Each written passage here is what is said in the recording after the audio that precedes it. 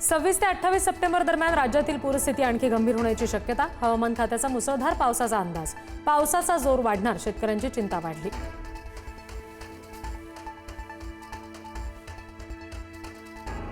धाराशिवला अतिवृष्टीचा मोठा फटका. जिल्ह्यातील अनेक नद्यांना पूर, जनजीवन विस्कळीत. शेतकऱ्यांचं मोठं नुकसान, अनेकांच्या संसारात पाणी.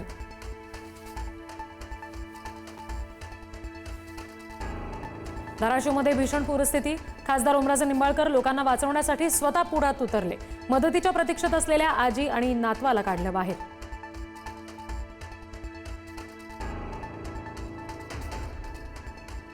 मंत्री गिरीश महाजन धाराशिवमध्ये पोहोचले. धाराशिवमधील पूरग्रस्त भागाची पाहणी. पुरामुळे धाराशिवमधील शाळांना आज सुट्टी.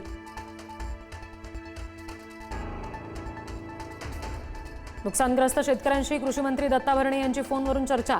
पंचनामे करून तात्काळ मदतीचं दिलं आश्वासन. प्रचंड नुकसानामुळे शेतकरी हवालदिल.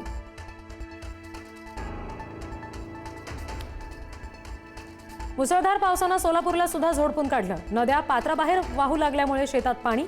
खबरदारीसाठी ग्रामीण भागातल्या शाळांना आज सुट्टी.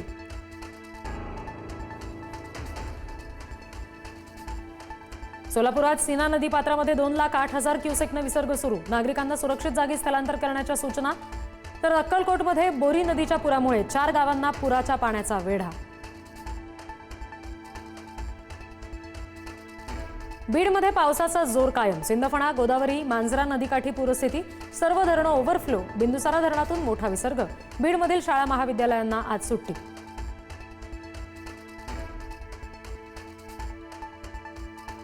हिंगोलीच्या औंढा नागनाथ आणि वसमत तालुक्यात ढगफुटी सदृश्य पाऊस. तर परभणीच्या आहेरवाडी शिवारातील थुना नदीला मोठा पूर. सजगीर कृपा मंदिर परिसर जलमय. आहेरवाडी कातनेश्वर मार्गावरील वाहतूक ठप्प. मराठवाड्यात 75 मंडळात अतिवृष्टी. 75 जनावरं दगावली तर 100 पेक्षा अधिक घरांची पडझड. तात्काळ पंचनामे करून मदत देण्याची शेतकऱ्यांची मागणी.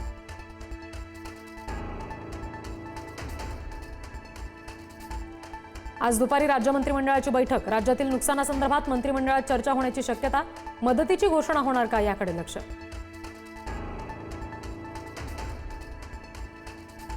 वैभव खेडेकर यांचा पक्षप्रवेश अखेर ठरला. खेडेकर आज दुपारी रवींद्र चव्हाण यांच्या उपस्थितीत करणार भाजपात प्रवेश.